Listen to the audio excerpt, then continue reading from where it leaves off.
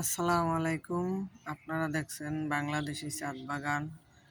সকালবেলায় আজকে আসলাম আপনাদের সামনে একটা ভিডিও করার জন্য। আজকে দেখাবো কিভাবে সবজির খোসা ভিজিয়ে পানি দিয়ে গাছকে সজীব সতেজ রাখা যায়।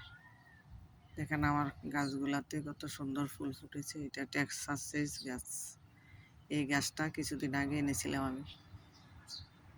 এই গাছটাতে এখন দেখেন কি সুন্দর ফুল ফুটেছে। আমি শুধু সবজির খোসা পচিয়ে সার হিসাবে ব্যবহার করি গাছের গোড়ায়, আর প্রতিদিনের সবজির পানি দেই। সবজি কেটে যে খোসাগুলা থাকে এগুলো আমি পানিতে ভিজিয়ে রাখি। শুধু পানি দিয়ে, সাধারণ পানি দিয়ে ভিজিয়ে রাখি না। এটার মধ্যে দিই চাল ধোয়া পানি, ডালের ধোয়া পানি, তাছাড়া সবজি কেটে সবজিগুলো যখন ধুই এই প্রথম ধোয়া পানিটাও এটার সাথে ভিজিয়ে রাখি। 5-6 ঘন্টা ভিজানোর পরে এখান থেকে একটা তরল সার তৈরি হয়। ওই তরল সারটা আমি গাছে প্রয়োগ করি।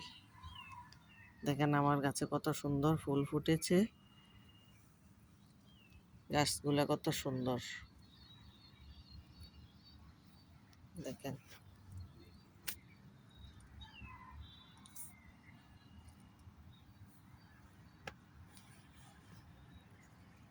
এই যে ফুল গাছে দেখতেই তো পাচ্ছেন।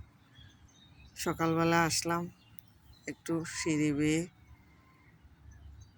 ছাদের মধ্যে গাছকে পরিচর্যা করার জন্য। সকালে ছাদে আসলে শুধু গাছের পরিচর্যায় হয় না, আমার শরীরে একটা ব্যায়ামও হয়। সকালে ছাদে এসে আমি একটু রৌদ্র লাগাই, শরীরের মধ্যে একটু হাঁটি। 15-20 মিনিট একটু হাঁটার পরে আমার ডায়াবেটিস কমে যায়। তাছাড়া ভিটামিন ডি এর ঘাটতিও পূরণ হয়। আপনারা যদি সকালবেলা নামাজ পড়ে একটু ছাদে হাঁটেন তাহলে শরীরের মধ্যে রৌদ্র লাগলো, ওই রৌদ্রের ভিটামিন ডি ঘাটতি পূরণ হয়ে গেল। তাছাড়া হাঁটাও হলো, গাছের পরিচর্যাও হলো। তাহলে এক কাজেই আসার পরে আপনার 3টা কাজ হয়ে গেল। একই টাইমে 3টা কাজ আপনি শেষ করতে পারলেন। টাইমকে আপনি অপচয়ের হাত থেকে রক্ষা করতে পারলেন, আপনার টাইম বাঁচালেন। এভাবে আমরা যদি সচেতন হই তাহলে একই সময় 3টা কাজ করতে পারি, আমরা টাইম বাঁচাতে পারি, তার সাথে আমরা সংসারের খরচও বাঁচাতে পারি। আপনি যদি প্রতিদিন এসে এইভাবে সবজির খোসা ভিজানো পানি দেন, সবজির খোসা ভিজানো পচা সার দেন গাছের মধ্যে, তাহলে কিন্তু গাছ গ্রোথ বাড়বে এবং আপনাকে অর্গানিক শাক সবজি দিবে। আপনি বিষমুক্ত শাক সবজি আপনি খেতে পারেন। তাইলে এইভাবে আপনি যদি ছাদে এসে গাছকে পরিচর্যা করেন তাহলে শরীরটাও ভালো থাকবে, আপনার মনও ভালো থাকবে, আপনি শাক সবজি, অর্গানিক শাক সবজি খেতে পারবেন। দেখেন আমার ছাদের গাছগুলা কত সুন্দর। আপনি এইভাবে গাছের পরিচর্যা করতে পারেন। দেখেন আমার ছাদগুলা, দেখেন ফুলগুলা কত সুন্দর।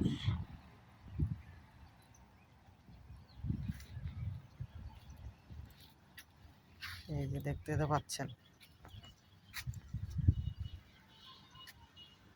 আমি প্রতিদিন এভাবে এসে ছাদে হাঁটি। দেখেন আমার ছাদ কত সুন্দর।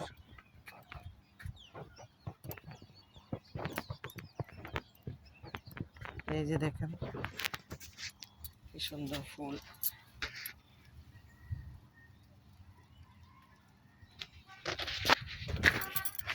ফুল সবজিতে ভরে আছে আমার ছাদ।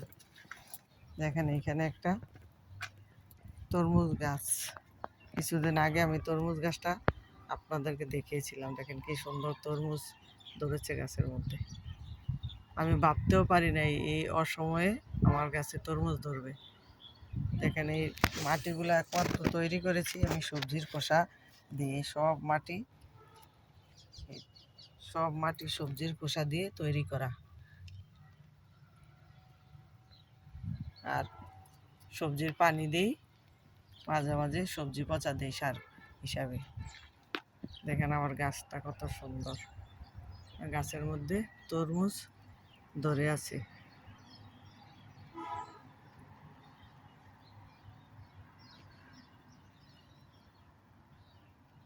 দেখেন এখানে একটা পেঁপে গাছ সুন্দর হয়েছে।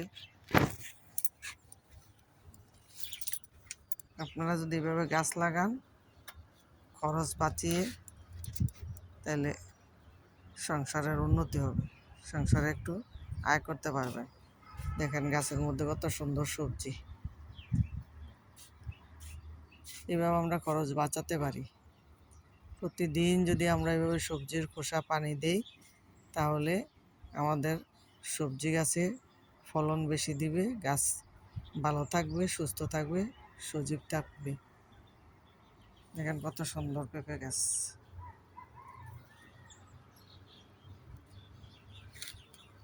আমার এইখানে আর একটা পেঁপে গাছ,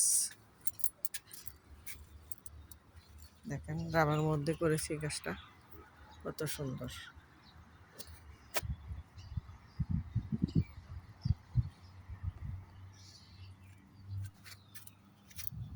এভাবে যদি আপনি গাছের পরিচর্যা করতে পারেন বিনা খরচে, তাহলে আপনার অনেক খরচ বেঁচে যাবে। আপনার সংসারের আয় থেকে প্রতিদিন যদি এইভাবে বিনা খরচে আপনার গাছের পরিচর্যা করতে পারেন, তাহলে মাসে আপনি 100 টাকার সবজিও যদি গাছ থেকে নিতে পারেন, তাহলে 3000 টাকা আপনার সেভ হলো।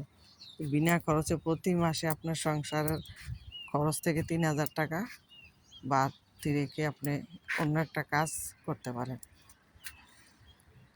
আপনার যদি সংসারে 20,000 টাকা লাগে, এখান থেকে যদি আপনি 3000 টাকা সেভ করেন, তাহলে এই 3000 টাকা দিয়ে তো আপনি অন্য একটা কাজ করতে পারবেন।